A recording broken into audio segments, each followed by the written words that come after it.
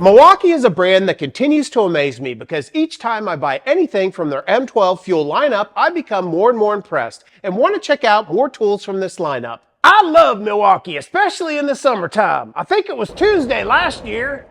So join me today as I check out my two latest additions and see if they live up to the Milwaukee reputation. So I got wrapped up into the Milwaukee M12 fuel lineup when the PO was having an excellent deal on a Milwaukee kit. They were selling their drill and driver kit with batteries and a charger for under $100, so this was something I just couldn't pass up. I remember the first time I checked out Milwaukee, I ended up getting a tattoo. I only got it there because my parents told me if I was going to get one, to get it in a place that didn't really matter. And it was this drill and driver that got me hooked, and I quickly moved on to their powerful crown stapler as well as their multi-tool. And there really are three reasons why I like these tools so much: size, ergonomics, and durability. First off is size. Because of the compact design of the M12 battery, it's allowed these tools to become smaller than most cordless tools on the market today. Next up is ergonomics. Because of the battery's sleeker, smaller design, it allows most of the tools to accept the batteries right in the tool handle, which not only provides more balance with the tool, but it also puts the weight of the tool right in the palm of your hand. And lastly is durability. These tools feel quality right out of the box, and as you just saw, I've dropped them a number of times on my concrete floor and they've barely even gotten a scratch. And because of this, I'm excited to add a couple more of these tools to my inventory. So let's not waste any more time and dive into my first of two new additions. So our first item of the day is the M12 installation drill and driver. Let's check it out. Hey, what's a drill's favorite dance? Well, it's the twist, but they do like to waltz on occasion. So there's a reason why I got this drill, and that's because I think it might be a great alternative to another drill that I absolutely love that I spent an arm and a leg on. And that drill is, of course, the amazing Festool CXS. When I bought this drill, I had absolute sticker price, as these drills retail for $400. But I was able to pick up this Milwaukee installation driver for just $124. So let's take it out of the box and see what it comes with. The first thing that you'll notice is it comes in a nice zippered carrying case, and you can see there's a few pieces here. Let's get it out of the case and take a look. The first thing that I want to do is to install a battery into this drill, and this drill takes any M12 battery. With that battery installed, we can see the similarities between this drill and the Festool CXS. And when I compare the two in the palm of my hand, they both have a very similar feel and similar weight. Not to mention, I can already tell they have almost the exact same features. But let's dive right into the Milwaukee and see what comes with this kit. Now in my case, I already had M12 batteries, so I just got the tool only. And that's part of the reason for the price discrepancy, as the Festool does indeed come with two batteries. But one thing my CXS didn't come with is the numerous drill attachments that we get with the Milwaukee. Let's take a quick look at each one of these four attachments. The first and most common attachment is the all-metal construction 3/8" keyless chuck. To attach this chuck, it really couldn't be more simple. All you do is depress the edge on the bottom of the chuck.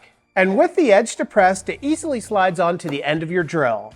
And the keyless chuck works like any other with positive clicks once your bit is secure. Now, having a keyless chuck like this is an excellent way to make this a compact drill, but what if we want to use it as a driver? Well, there's an attachment for that, as this drill also comes with a 1/4" hex attachment. To switch out this attachment with the keyless chuck, we'll simply depress the collar on the chuck and remove it. Then in the same fashion as we did with the chuck, we'll depress the collar of the hex attachment and slide it onto the drill. And the hex attachment works like any other impact driver by pulling on the tab to insert your bit. And just like with any other impact driver, once that tab is released, the bit is locked into place. The third attachment of this 4-in-1 set is probably one of my favorites, and that's the 90-degree attachment. This attachment is used in combination with the hex attachment. Let's first attach the 90-degree attachment to the drill. And with the 90-degree attachment connected to the drill, we can now connect the hex attachment. And with everything connected, you can easily get into those tight spots that you normally couldn't fit your driver into. But that impact driver attachment isn't the only attachment that works with this 90 degrees. If we remove that driver, you'll also see that the keyless chuck works just as well, allowing you to quickly drill out holes in awkward positions. But that's only 3 of the attachments, and we've got one more. The last attachment is called the offset attachment. Let's attach it to our drill and see how it works. It's this attachment that really allows you to get into some tight spots. If we look at it closely, you'll see that it's a hex attachment, and this allows you to install any hex bits. And the bits are held in place with a strong magnet, and the magnet is so strong you can even lift the entire drill by the bit. The real power of this attachment is it allows you to have your bit almost entirely flush with the top of your drill. This can allow you to get right up next to the edge of where you want to use the tool, or even might be an excellent way to drive in pocket hole screws. And the fact that you get all 4 of these attachments for $124 is a real selling point for this drill. In fact, you can get this whole Milwaukee kit for less than the price of one right angle attachment from Festool, coming in at $135. But we need to take a look at the unit itself. Let's take a quick look at some of its features. Let's start off by taking a look at the handle. First off, just like the Festool, this has got a very comfortable rubber handle with a pistol grip. On the bottom of the Milwaukee handle, you'll find the battery, while the Festool battery runs along the entire bottom of the drill. You know, I once connected a 20-volt battery instead of a 12-volt battery. When that fire alarm sounded, it wasn't a drill. Or was it? In front of the handle on both tools, you'll find a hand guard, which have a lot of the same features. First off, they have attachable clips that can go on either side of the tool. Both tools also have a bright LED light to guide your way as you're using the tool. On the left-hand side of the Milwaukee, you'll find the fuel gauge, which is essentially a battery indicator. While on the Festool, the battery indicator is right above the LED light. In front of that handguard on both tools, you'll find a magnet, which is perfect for placing your bits when they're not in use. If we look at the top of both drills, you'll notice that both drills are 2-speed drills, with the Festool having a first gear at a maximum of 430 RPMs and the second gear at 1300 RPMs, and the Milwaukee at one gear having 400 RPMs and the second gear having 1600 RPMs.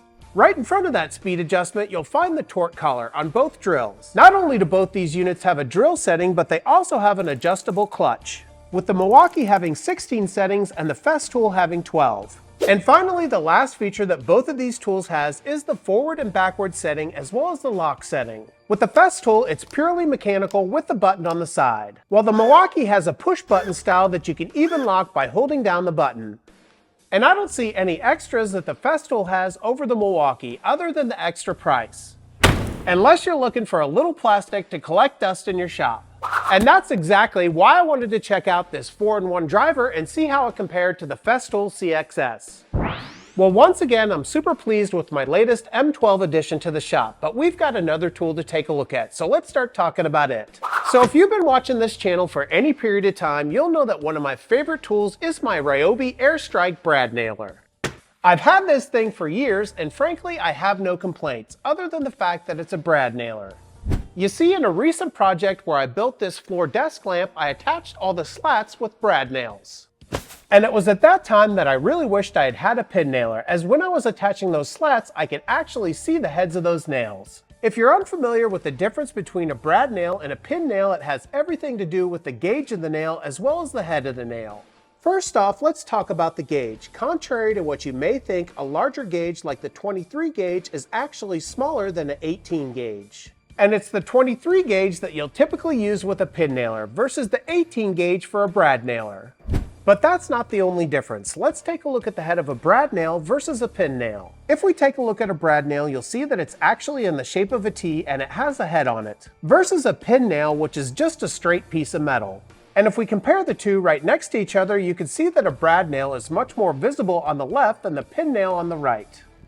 And that's exactly why I wanted to get this next Milwaukee M12 tool. This is the Milwaukee 23 gauge M12 pin nailer. Let's check it out. Did you hear about that guy that was attacked by the lady with the upholstery nail gun? Yeah, he's all right. He's recovered now. So once again, since I already had some M12 batteries, I only went with the tool only. And this thing was a little bit more expensive at $179.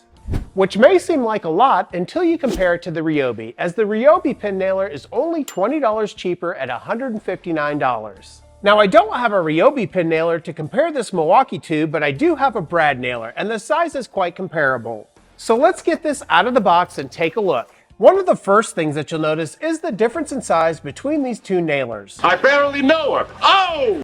Yes, sir, there it is. And a lot of this has to do with the battery itself. Instead of using large clunky batteries, this uses the M12 system. And this once again not only makes a huge difference in the weight of the tool, but also the balance. But I'm more interested in the features of this tool. Let's start to take a look at those. First off, once again, this tool's got a soft rubber grip and a pistol trigger. Not only does this gun have a trigger, but you also may have noticed the little tab below that trigger, and that's the lock-off button. This button is a nice safety feature that must be depressed before the gun is operational. If we travel down to the end of the handle, you'll once again find the M12 battery input. And a nice thing about this tool is you can stand it on end with or without the battery in place. If we look right in front of that battery on the left-hand side, you're going to find the fuel gauge, which is once again a battery indicator. And just in front of that fuel gauge, you'll find a dual-sided belt clip that you can attach to either side of the tool. To load this nailer, we'll want to install pins into the magazine. You know, last time I used a pin nailer, I used it on a voodoo doll of my enemy. Turns out I cured his backache and he quit smoking. Simply depress the tab on the bottom of the magazine and its spring-loaded action will open up that magazine. With the magazine open, we can insert our pins, making sure that the arrows are pointing in the appropriate direction. Then we can push up on the magazine until it locks into place. With our nail gun now loaded, we can turn it around and take a look at the other side. This is where you're going to find the depth adjustment knob. By rotating the knob downward, you can increase the depth of your pin. So you may be asking, what size pin nails can this smaller unit take? Well, as expected, if we look at the very bottom of the magazine, you can see it takes 23 gauge pin nails, but it also takes 1/2 inch all the way up to 1 3/8 inch. If we look right above that labeling, you'll see there's onboard storage for a hex key that allows you to adjust any of the hardware on the tool. And finally, the last thing about this magazine is it does have a window to tell you whether or not you have any more pins left. And finally, on the very front of the tool, you'll see there's an LED light that's initiated by pressing the lock-off button. And that about covers most of the features of this pin nailer, but I want to test it out a bit. And to do this, I want to test this nailer out on 2 pieces of wood on the opposite end of the spectrum. The Jenga spectrum, that is. First off, I have a 2x4 which is made out of pine, which is less than 400 on this scale. And next, I have a piece of hickory which is about 1820 on this scale. And for this test, I'm going to adjust the depth setting on this nailer to its highest setting by rotating the wheel all the way up to the top. And now I'll shoot a pin first into that 2x4, and now the hickory, and we can compare the depths. And if we take a look at that 2x4 and I run my finger across the wood, you can see that that pin sticks out just a little bit. And with that hickory, we get about the same results with that pin sticking out just a little bit further. But let's crank this bad boy up to its lowest depth setting and see how the results compare. To do this, I'll rotate that wheel all the way to the bottom. Now I'll drop a pin into that 2x4 right next to our first pin. Now let's do the same thing to that hickory. If we first take a look at the pine, you can really see the difference in the results, as our second nail is completely sunk and below the level of the wood. And with the hickory, which is a much harder wood, we get the exact same results, with that second pin nail being pushed below the surface and completely flush. And just to be clear, if you're not familiar with how hard hickory is, it's actually a harder wood than walnut, maple, and even oak. And you can really tell how powerful this Milwaukee is when I try to use my Ryobi on the same wood at its furthest depth. And with those types of results, I'm certainly glad I spent the extra $20 on this Milwaukee versus the Ryobi pin nailer. Well, I really appreciate you joining me today. I had a lot of fun and I hope you did too. If you haven't already, make sure you hit that subscribe button, leave a like, leave a comment, and share this video. Also, if you haven't already, check out my website, flynndogwoodwork.com. There you can find all sorts of fun woodworking accessories like all the t-shirts that I wear in my videos. Lastly, if you'd like to support the channel further, check out my channel memberships in the description below. There you get 1 member video a week as well as early access to all my videos. Until next time, take care as always.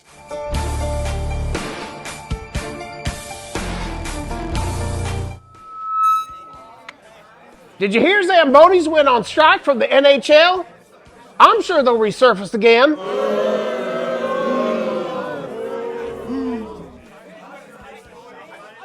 Let's try this one. You know, I found a peephole in my shower the other day, so I called the police. They're looking into it. That's good. Let's try this one. You know, I bought a pair of shoes from a drug dealer. I don't know what he laced them with, but I've been tripping all day. Come on. Last try. What does every nail salon hide in their back office? Pedophiles, of course.